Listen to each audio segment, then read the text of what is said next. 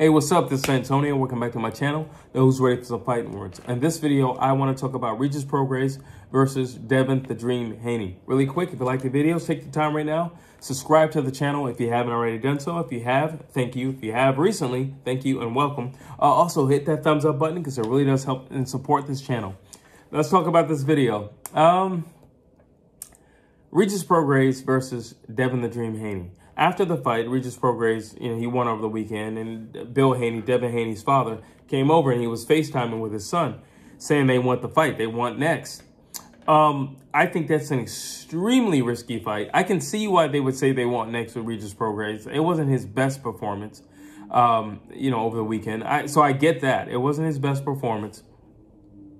And Regis Prograis doesn't have the best legs in the world. He's not that slick or that fast. So I get it. He's beatable to a point guy.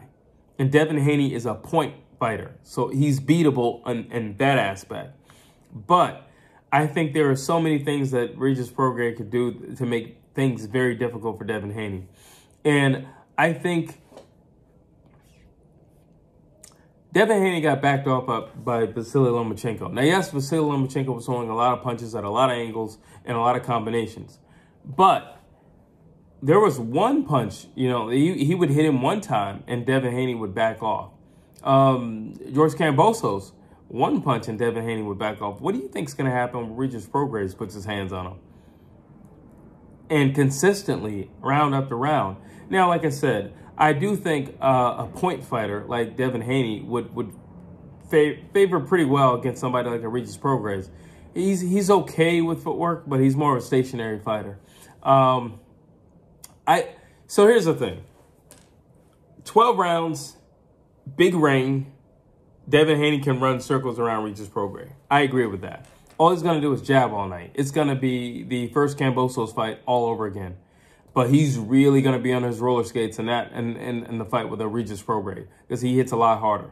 And he's a little trickier with the shots that you can get hit with. So that's that. But at some point, Devin Haney will stop. Like he has stopped in the past, his past opponents. He's going to stop. And Devin has found himself on the ropes before. At no point in the fight can Devin Haney find himself on the ropes with a Regis Prograis. And no point in the fight can Devin Haney be a stationary target or stationary fighter. I feel like he would have to be moving constantly. I wouldn't suggest, but if it's not backing up, he would have to be circling. Now, that's a lot, especially moving up to a new weight class. And I'm not saying you can't do it. Devin Haney is in supreme condition. He's always in shape. I've never seen Devin Haney without a six-pack. So Devin Haney's always in shape. Even when you see Devin Haney and he's like partying and he's at some beach or whatever the heck he's doing, some party, some club, he's always have a six-pack. So I don't worry about his conditioning.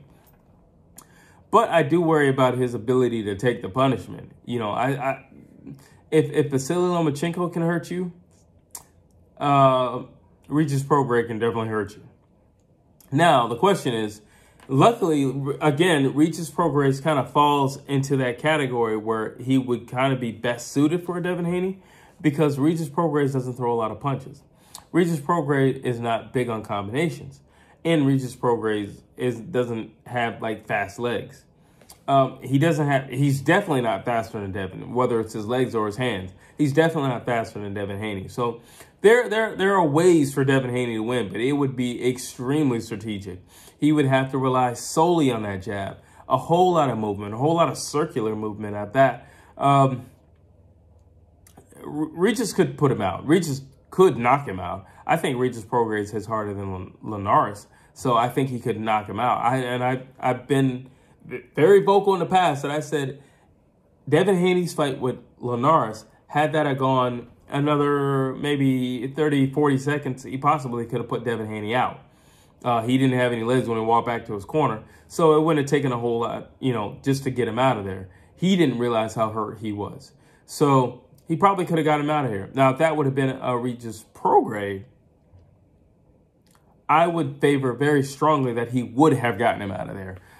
Regis Prograis, he's a finisher, and he has very tricky shots. You know, he has a very low stance. He's very explosive.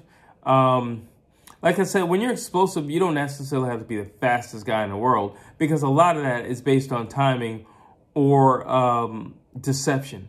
You know, so if you're always leaning down low, your man can pretty much just, how do I say this?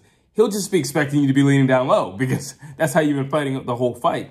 Regis Prograis is kind of like that. He's a very deceptive fighter, especially not so much with his range, but with his height. He's very deceptive. And the shots that he'll hit you with are very deceptive, because he could crouch down low and then he could aim up high, and then he could stand up straight and he could aim down low. So he's very deceptive with that.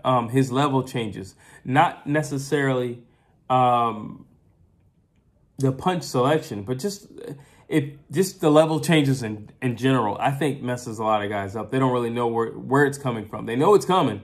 They know that the shot is coming. They just don't know where it's coming. And when you can't perceive the level, then you don't necessarily know how to prepare for something, or how to block something, or just how to get out of the way of it. Because if you're crouching down low, you're like, well, there's no way he's going for my head being that low. And then he goes for it and he actually hits you.